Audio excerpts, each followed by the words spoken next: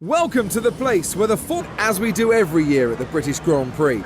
It's a popular racing circuit, it has huge fan support and is well liked by the drivers and teams. Many of the teams are based in Britain, and so Silverstone is their home race.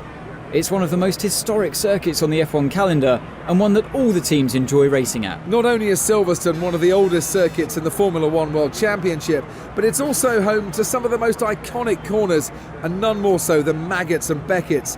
This is a high-speed sequence of left, right, left, tightening corners that lead into Chapel, and then of course the long hanger straight. The high speeds of this sequence demands extreme skill and precision from the driver. Getting this wrong will affect the momentum all the way down the hanger straight, which is also a DRS zone. What is going on, guys? Aaron here. Welcome back to my F1 2015 career mode. We're back with part number 9 here today for the British Grand Prix at the Silverstone circuit. My home Grand Prix, but obviously we are driving a Sebastian Vettel, so we're sort of wanting to cause an upset here today, really, in this episode. And in practice, well, we started off on obviously the prime tyre practicing, and I must say this tyre is very, very disgusting.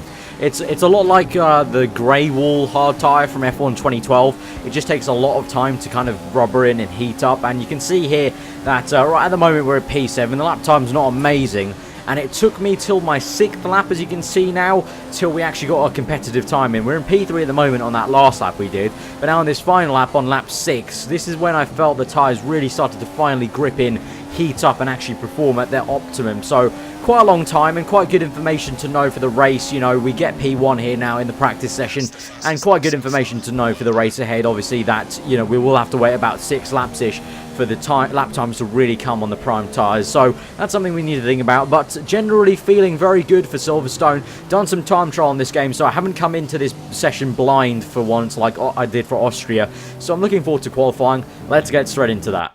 Welcome to this afternoon's qualifying session here at Silverstone for the British Grand Prix. It's going to be an exciting afternoon as the teams battle it out for the prize of pole. Silverstone is steeped in racing history, and we can definitely say that every track position will be hotly contested in the next few minutes. Over the last few years, there's been a range of winners from Mercedes, Red Bull and Ferrari, and I think those are the teams we need to look out for again in today's qualifying session. So here we are in qualifying for the British Grand Prix, and this is where we have to do the business, get that one lap in, hooked up together. I'm feeling very confident, more so than Austria, because as I said in Austria, you know, I went straight into that without any practice whatsoever, even on time trial on that game, whereas Silverstone, I've done a fair few laps on time trial already, so I'm feeling very dialed in already to this circuit in terms of the one lap pace. So let's see what it's going to be. Right now we're at the end of our first flying lap. As you can see, Kimi Räikkönen, our teammate, has set the fast lap of the session so far. So he's on provisional pole position so far, doing really well. Surprised to see Kimi doing so well. Obviously in real life he's not such a great qualifier, but on this game right now he's really pulling together. But let's see what the lap time is going to be on our first flying lap. It's going to be provisional pole so far, so that is fantastic stuff. But let's not get ahead of ourselves. Right now, going on to our second flying lap, starting that lap. Right now you can see we're down in P2 now, so Rosberg has beat us, and so far he's on provisional pole. Up into Rich Mix, chuck the car into the first corner, get a very wide on the exit there. Maybe could have taken a tighter line. Now down to third, momentarily second, back up to third, and then chucking it left into second gear as we go on towards that back straight, towards that lovely section of Le Fil. Very hard, very tricky to really get on the power. You have to feather the throttle quite well. And now we're going to cut later on to lap through the old first corner. Cops there through. Just don't want to go too wide, otherwise we will get a track limits warning. Obviously in real life they were very harsh about it in the real life Grand Prix about it during qualifying. Through Mackens and Beckett's lovely section here at Silverstone, one of the best on the calendar. And now we're still in P2 at the moment. Rosberg seemingly has yet to set another good lap time, so we'll see what it's going to be. But I speak too soon now. We're down to P3. Hamilton is now set the provisional pole time, so he's in pole position at the moment. Rosberg second, 1-2 for Mercedes. What is this going to be? It's going to be pole position for the British Grand Prix, and I am going ecstatic. The crowd probably isn't, because remember, we're driving a Sebastian Vettel. We're German at the Silverstone Grand Prix, so they're probably not too thrilled about it, but I'm absolutely thrilled. That's awesome to see. We've taken this Ferrari to pole position. That's awesome. What a great qualifying performance there by Sebastian Vettel. It's going to put him in a really strong position for the race tomorrow. We certainly appreciate how good a qualifying lap that was. Truly spectacular. Now, can he deliver the same type of performance tomorrow? I, for one, cannot wait to find out. Welcome to Silverstone, home of the British Grand Prix. This iconic track held the very first World Championship Formula One race back in 1950, and it's a firm favourite amongst the fans and drivers alike. It's Sebastian Vettel who's in the driving seat in today's race. He's on pole, and he'll be hoping he can get to the first corner unscathed, because if he does, he could be on his way to a race win. It really was a great performance from him yesterday, and I think he'll be feeling very confident that he can push on and win today's race. Unless he has car trouble or a bit of bad luck, he should be untouchable. Fernando Alonso has been consistently out-qualifying his teammate this season, once again underlining his talent as what many think is the most complete driver on the grid. Fernando is such a great driver. He always seems to outperform the car, and this season he's comfortably outperforming his teammate in qualifying too. His one-lap pace has been excellent. It is go time here at the Silverstone circuit for the British Grand Prix. We're on pole position, obviously my home Grand Prix, so I want to do well, and that, if we do well, it will cause a bit of an upset, but I don't really care. So let's try and see what we can do off pole. Overcast conditions, so the track conditions might be a bit colder, but let's go to those 5 red lights. We got to 3, 4, now 5, and we wait. And we're off, waiting for a bit of an age there, up into second gear, third now. Looks like Hamilton has got off really well from second place. He's up into first. Rosberg jumps me by, come back, and then we bang tyres there. Oh, God.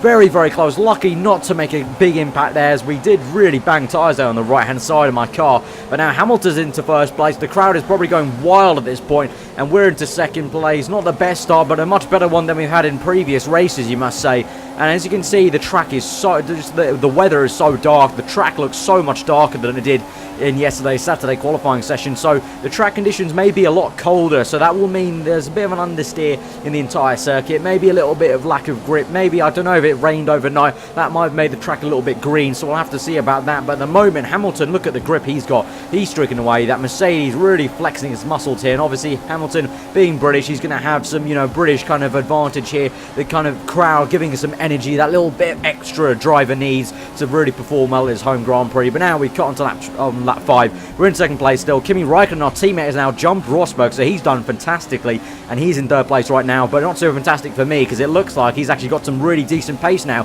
because he's right up the back of us, and he might have DRS here. I'm not too sure. We'll have to look at it. We're going to have to be wary of him, but it's a good thing that he's overtaken Rosberg there, so it gives us a little bit less pressure, because the hope is that if he does go for a move at least, it will be a bit more clean than it might be with Rosberg. So now we've got onto lap 9 now, so we're going towards Luffield, and so far so good. Still in second place though, and you can see Hamilton is so far in the distance, so I think the win might have just gone out the window here, guys, for Silverstone, because Hamilton just in another world of his own there, and that Mercedes just really jetting off into the distance. So now on the exit of Luffield here, up into 4th, into 5th, you can see Raikkonen still very much there within about a second. I think Rosberg's also catching him up, and then behind him I think is Daniel Ricciardo's Red Bull. But now off the back of Beckett onto this back straight, we can see Raikkonen in our mirrors closing up on us. He will have DRS, definitely, and now here he comes on the right hand side of the circuit. He's going to maybe stream past me. We're going to try and have to outbrake him round the outside here into 4th gear, late 4th gear there, trying to take a late exit corner. Raikkonen's got me. He's just about to squeeze me out. Go a little bit wide now towards down to that last chicane. We lock up horribly. Double lock up. We've lost the rear into 1st gear, and we've just managed to keep second. Somehow we completely avoided Raikkonen. Raikkonen, thankfully, looks like he actually saw me in the mirrors and maybe ducked out a little bit.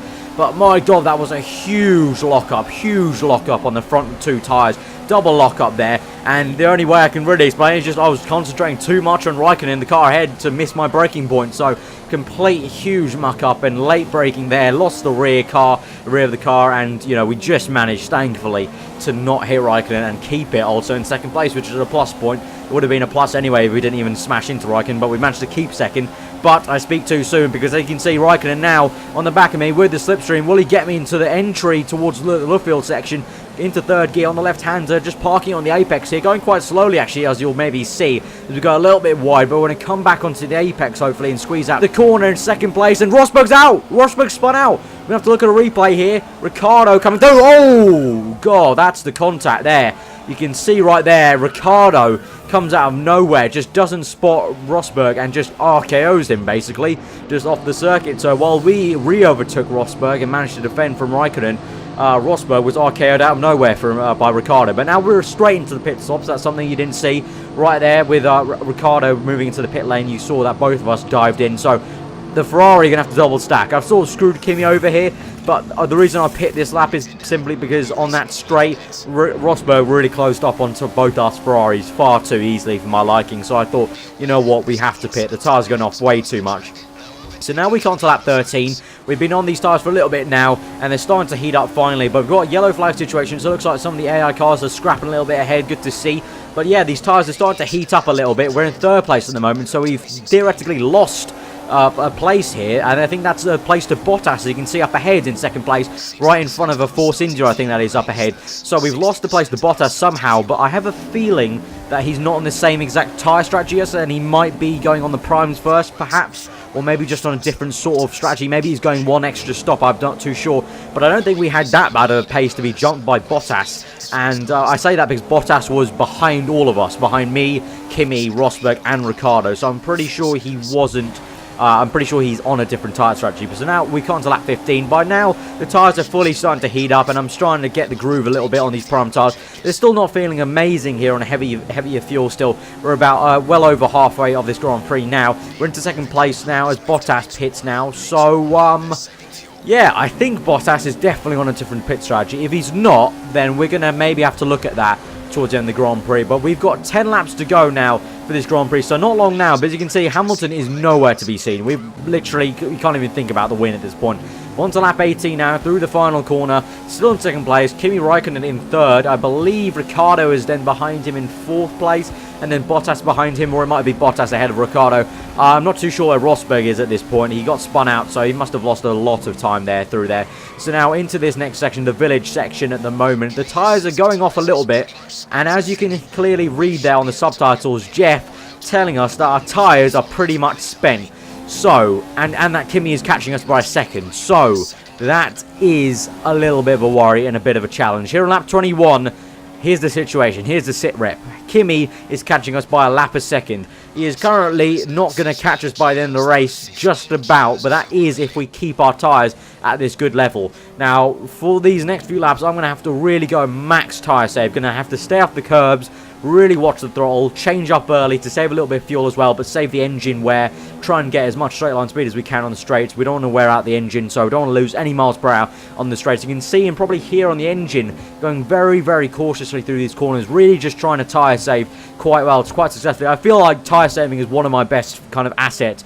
It was back on F1 2012 when you could really save the tyres. On F1 2013 and 2014, obviously, we found out that tyre wear was scripted. It seems like on F1 2015, it's a little bit scripted, but you can seem to actually bring them out a lot more if you are kind of actual, you know, doing some tyre saving. So I'm quite happy with how the game's kind of been modeled this year. Finally, kind of my best kind of asset in racing. Unfortunately, I'm not the fastest out there, but I can save tyres. That's one thing I know, and I can save some fuel. Jeff really predicted. Kimi Raikkonen's right up our chuff now. Is he going to make a move right into the chicane? It would be a very controversial move if he does, but we're going to actually come through the chicane. Kimi actually pits right now, you can see on the mini-map. Very strange indeed. He pits on the last lap. He still managed to get third place. We're still going to come in second, but just a very odd way to end the Grand Prix for Kimi, but we get second there in the British Grand Prix. That is not too bad. That's a really great, solid position.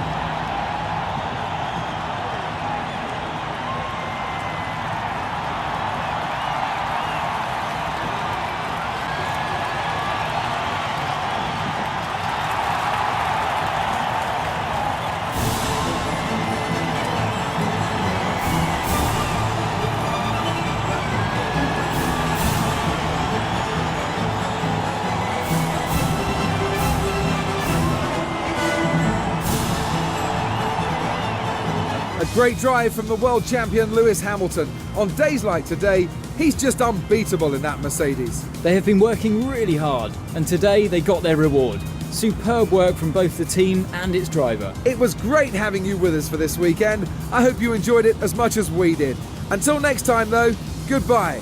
So there we are, guys. That is the end of the British Grand Prix. We end up in second place. Lewis Hamilton gets first. I think second was probably our best finishing position, you know, there. Considering the pace of that Mercedes and Hamilton, you know, connected together, I think definitely this is the best of the rest we could have hoped for. And beating our teammate once again. So do smash that like button if you did enjoy that episode. Comment below what you thought. If you're new around here, then do subscribe for daily Formula 1 content. It's all going very, very nice at this moment in time. And I'm loving this career mode, guys.